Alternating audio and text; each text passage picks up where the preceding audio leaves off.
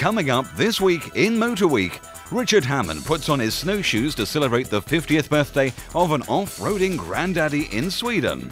Ian Royal tells us why the Fiat Punto is his used car top tip of the week. Glenda McKay road tests the Lexus RX300.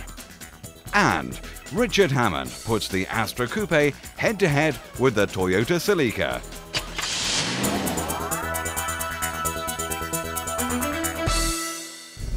The Toyota Land Cruiser is 50 years old. Happy birthday to you. Yep, the favoured transport of those the world over who need to conquer continents and cross deserts has reached its half-century. Happy birthday to you. We could have gone to the desert, we could have tried to hack through a jungle in it, but no, we've come here to Sweden, where apparently it's a bit nippy out there. Happy birthday, Toyota Land Cruiser. Forget it. The Amazon, this is the biggest version of the Land Cruiser, and it's so big that if you get in at one end and get out at the other, you'll be in a different time zone. It's enormous. Driving an Amazon anywhere is kind of a unique experience. Just the height, the width, the size, the weight of the thing. You really do find yourself looming over other road goers. Even big wagons don't seem quite so threatening when they come powering the other way, kicking up snow, because I'm in something that weighs very nearly as much as them. To mark the 50th anniversary of Land Cruiser, they've produced a special edition version of the Amazon. And this is it. You get a few extra bits of kits. You get a fantastic DVD navigation system, nice shiny alloy wheels, some super luxurious slinky finished leather. They're only going to be bringing 50 of them into the UK, which is quite apt. And it also apt, it costs the best part of 50 grand, 47,000 to be precise, which is a heck of a lot of cash for an off-roader. But you've really got to think of it as a very highly specified luxury car that you can climb mountains in, if you want to.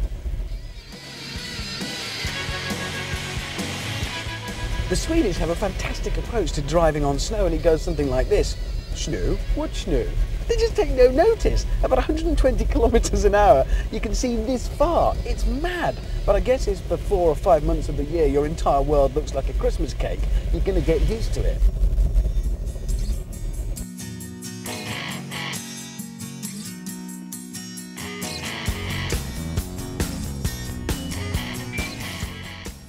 We are on proper winter tyres here, which is comforting, but the car's still shifting about a fair bit. And the unnerving thing is, yeah, sure, it's incredibly competent. The Amazon will go just about anywhere. But just the weight of the thing, you're so aware that if it starts to slip a bit too much offline, not a lot you're going to do to gather it all up again. It can get very messy. It is quite an unnerving feeling.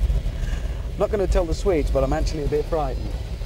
Right, well, it seems we're actually going to get to romp about in the snow in this thing and go a bit off-road. But first, I have to prepare my car, which means I've got to do the following. I've got to lock up the centre diff. One press of the button, that's done, thank you. I've got to put it into low-ratio gearbox. That's done, thank you. I've got to drop my aerial because I don't want to get tangled up in any trees. Down we go, thank you. I've got to fold in my wing mirrors, which we do down here. Thank you very much indeed. Now, I'm not locking up the rear diff, which I do here, yet. But if it really does get sticky out there, that'll be the last thing. It's kind of my last chance. If that doesn't work, we ain't never getting out. Right, to the snow.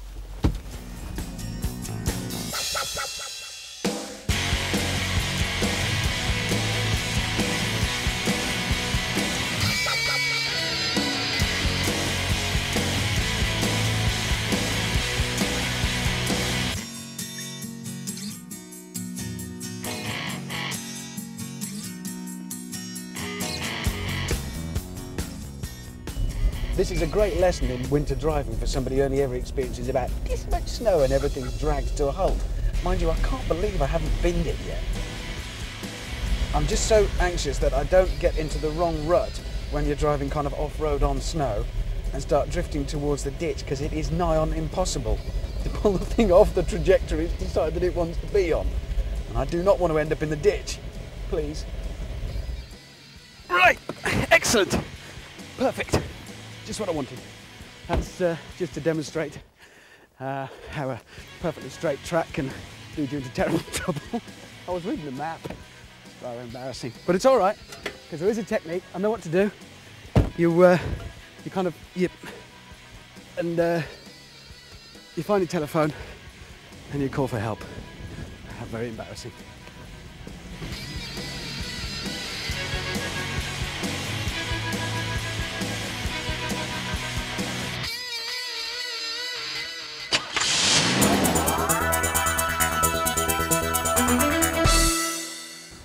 This week's used car has pedigree Italian breeding, stylish good looks, an award winner no less, and for all-round ability, it's pretty hard to beat.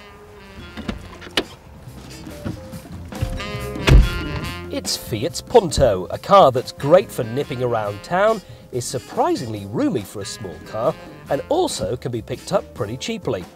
This is a 96 NREG 55SX, which is just one model up from the base 55S. It's only got a titchy 1.1 litre engine with a very meagre 55 brake horsepower, but that also means that it's very frugal. This car will return you mid-40s to the gallon.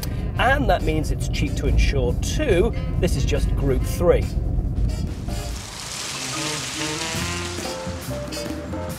The Punto was first introduced in 1994, so the earliest examples are on an L plate.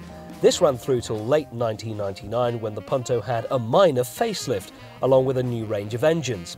There are many models and engine combinations from 1.1, 1.2, 1.4 and 1.6 petrol, plus two 1.7 diesel engines.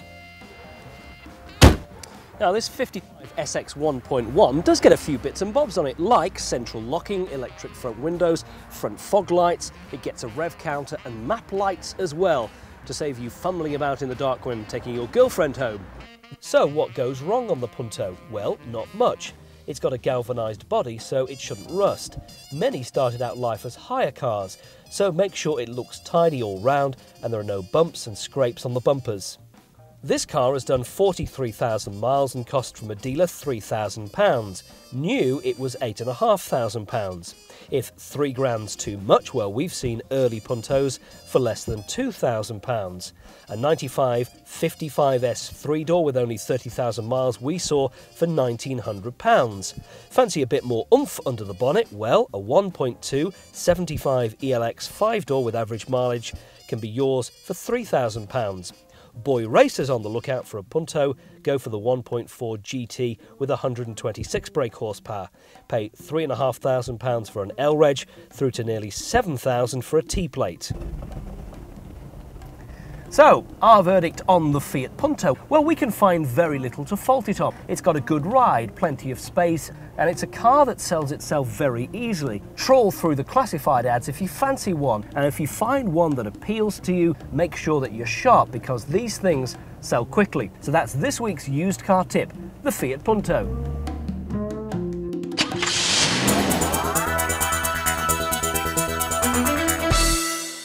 This is the Seat Ibiza Cupra R, a little pocket rocket that simply screams, drive me very fast at you. Discreet, the Ibiza is not. In this impossible to ignore yellow, it looks like a boy racer's dream. But is it a boy racer's dream to drive? Let's find out.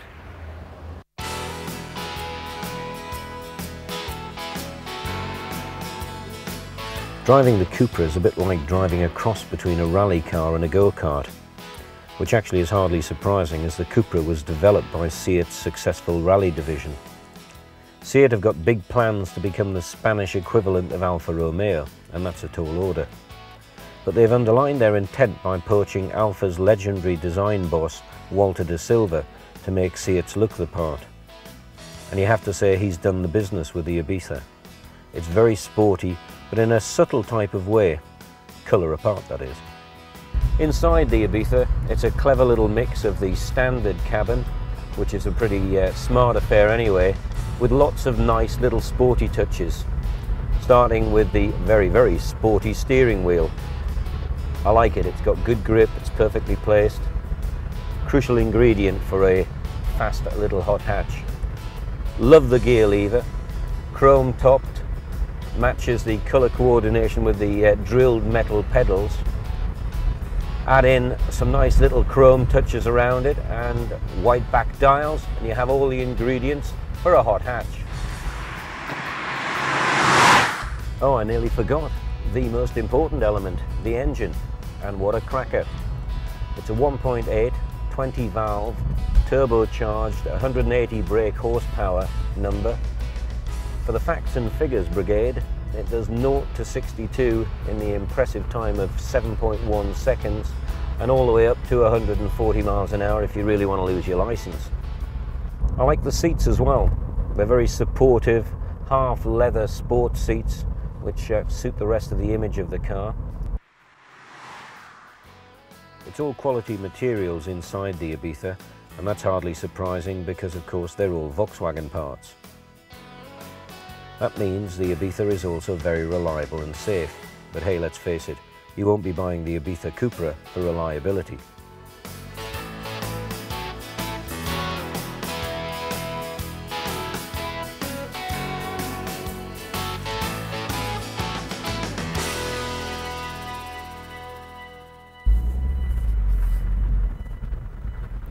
So, how does the Cupra rate on the hot curry Richter scale?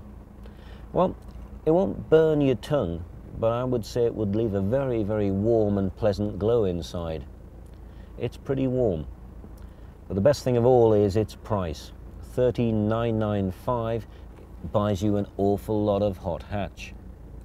Especially when you compare it with rivals like the Renault Clio 2-litre S. £2,000 more, very similar performance, and the most important thing of all, Seat are only going to make 200 of these Cupras, which will mean you'll not only be very hot, but very exclusive. And that's the way I like my curries. I'm going for a final burst. Bye.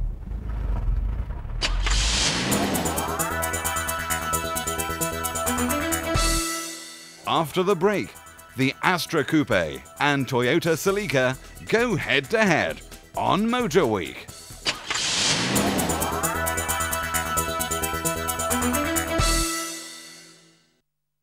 Now, once upon a time, all you wanted a car for was to get you from A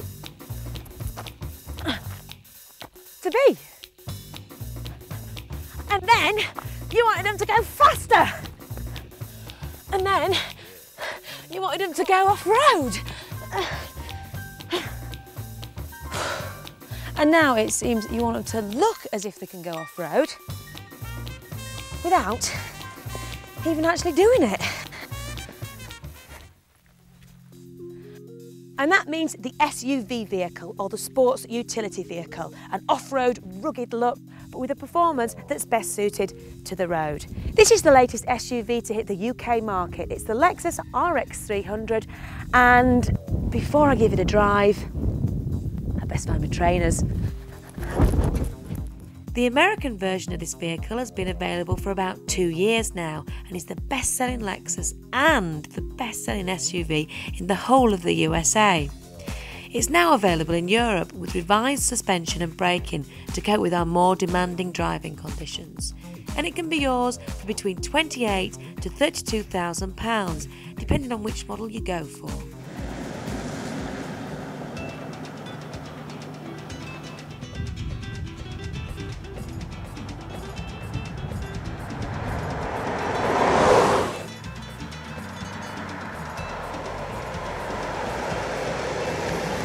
Now, the first thing you notice when you get in this car is the noise. Take a listen to this. Absolutely nothing. That's fantastic, especially for a big vehicle like this. It lets you know that it's wearing that Lexus badge for a reason.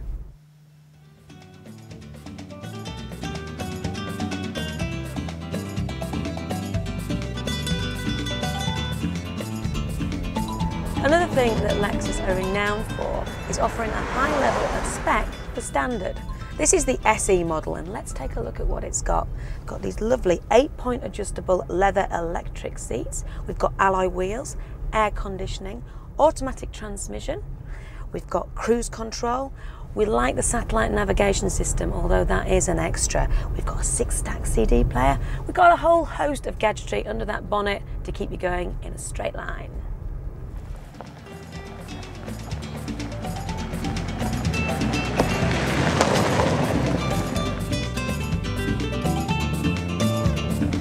Now, for some of you, it will be a disappointment that this is only available in a V6.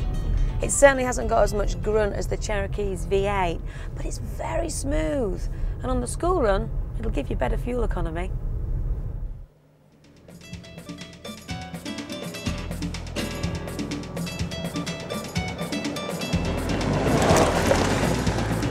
First to the on-road capabilities, it is so smooth, and in terms of body roll, it is the best SUV vehicle I've ever driven. I also prefer this higher driving position to the rivals, the Volvo Cross Country and the Audi Allroader. Makes me feel more important.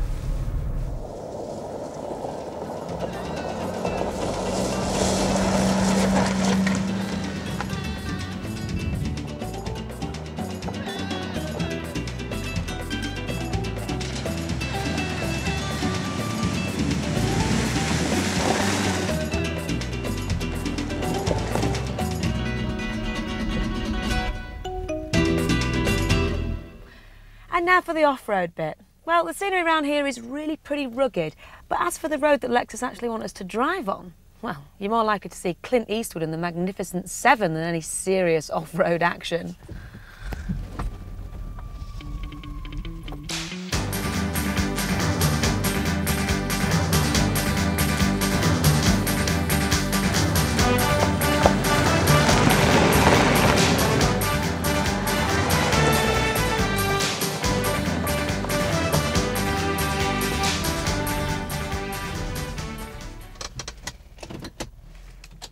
You know, I really have enjoyed driving the Lexus RX300, even if we didn't go proper off-roading. And I reckon that it's going to give the Mercedes M-Class and the Jeep Cherokee a really good run for the money. And now, from me, here in lovely sunny Spain, there's only one thing left to do. Go look for my trainers. I never did find them, you know.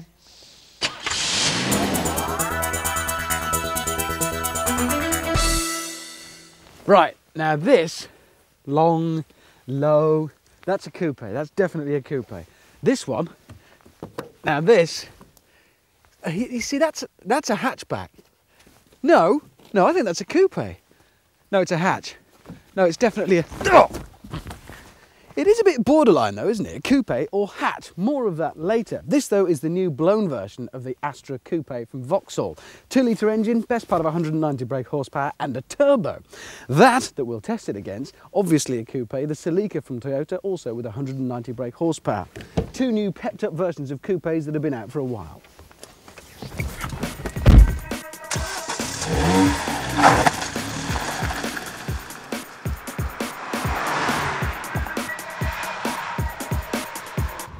There's no doubt we're in an Astra. You could trace it back probably to the original Mark I. There's something immediately recognisable from the stalks behind the steering wheel just to the layout of the fascia. It has been tweaked a little bit because this is a coupe, but nothing over the top. And that's just it. Right from the external looks to the internal feel, there's absolutely no sense of occasion to the Astra coupe. You could just be driving an ordinary Astra hatch. There's no drama, darlings.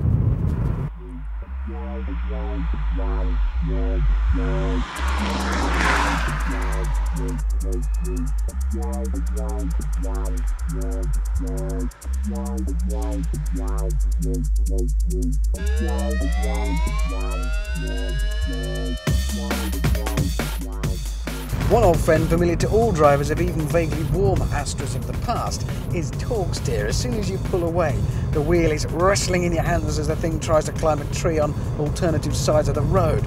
I don't know why, it always seems to be there. It's as though they've deliberately left it. I have a theory that it's because there's a certain brand of customer, maybe for some of the warmer versions of the Astra, that likes that feeling. They like to wrestle with the steering wheel. Outside, all is calm. But inside, I'm a racing driver, me. Oh. Do you know what I mean? All effort, no go. It's no piece of technical genius, the Astra coupe. Even in this blown version, there's nothing particularly clever or new about it. It does have a fly-by-wire throttle, which is, I believe, a first for a car under £20,000. But who cares? I'm really not interested. I can't even see the thing.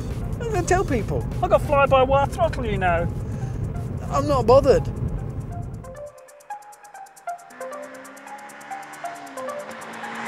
This must be about the 500th incarnation of the Toyota Celica. It seems the company really just hates to dump a name and they've stuck with it for year after year.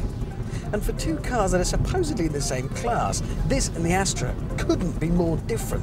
Whereas the Astra is kind of upright and really just a hatch with a faint slope on the back, the Celica is long and low and mean looking. Climb inside and straight away you've got that sense of drama and occasion that's missing in the Vauxhall. You'll know you're in a sporty car.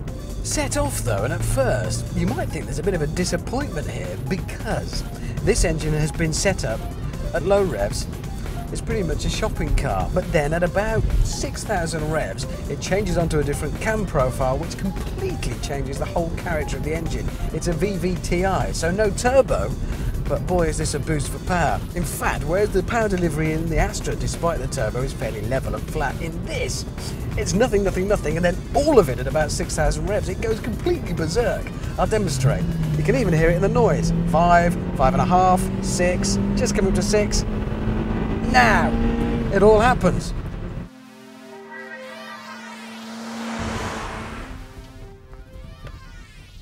If you do decide to buy into that whole coupe thing, you've got to be prepared to make compromises. But I reckon that those compromises should be on interior accommodation in favour of a chassis that can handle power, performance and handling. But in the case of the Astra, it's the other way round. That handling and performance and power are all compromised by the accommodation for 4 people. In the case of the Celica, well, it might look a bit quirky and it might be a bit of an effort to keep rowing the thing along at speed, but it is at least a proper coupe. But we would offer a further compromise, and that would be this car with that car's engine. Then you might be getting somewhere.